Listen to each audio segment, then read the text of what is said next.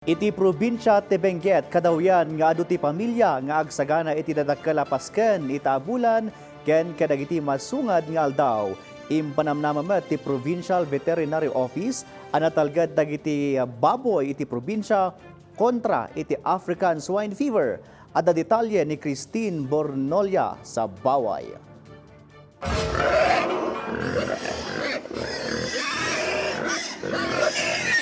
Ti karne iti baboy ti kang runaan na raman a mailalaok kadagiti taraon a masida. Kang runaan na maidasar iti karne kadagiti dadakkel a Pasken. Nang runa ita a kwarter ti tawan nga adu dagiti okasyon ati kang runaan na raman ti taraon ket karne ti baboy. Iti probinsya ti Benguet, akadawya na makakunkonsumo iti karne ti baboy.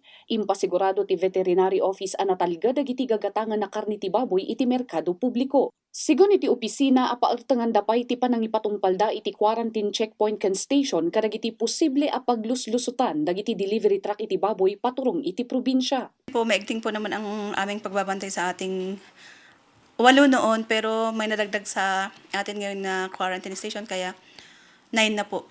Kaya lang kasi itong mga shippers na iba, talagang purposely na tinatakbo po nila ng kanilang hayop o kaya ay hinahanapan nila yung walang quarantine station na yung mga maliliit na kalsada.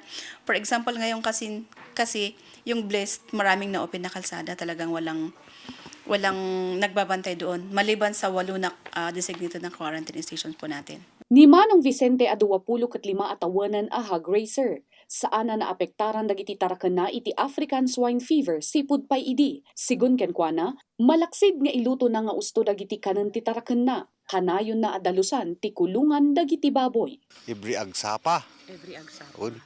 Tanu de kaado na ayo mapunupi man de ko ada.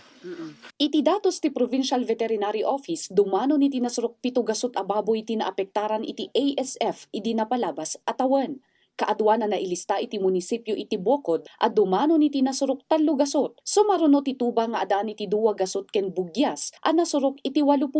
Maipalagip nga idi napalabas atawan adati nakalusot a baboy nga apektado iti ASF nga isu ti nakaapektar iti 7 a baboy sa Jaydepay tinungdan itogon Benguet. Gusto ko pong sabihin na wala naman po tayong local infection. Yun yung maganda. Kasi walang galing sa atin. Lahat po ay galing sa baba.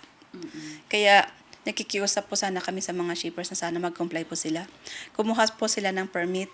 Dumaan po sila sa quarantine station para ma-check din po namin. Kasi at ina-advise din po natin yung mga swine raisers na huwag silang basta-basta bibili ng mga hindi na-check galing sa quarantine station. Christine Bornolia sa Baway para iti Pambansang TV iti Baro a Pilipinas.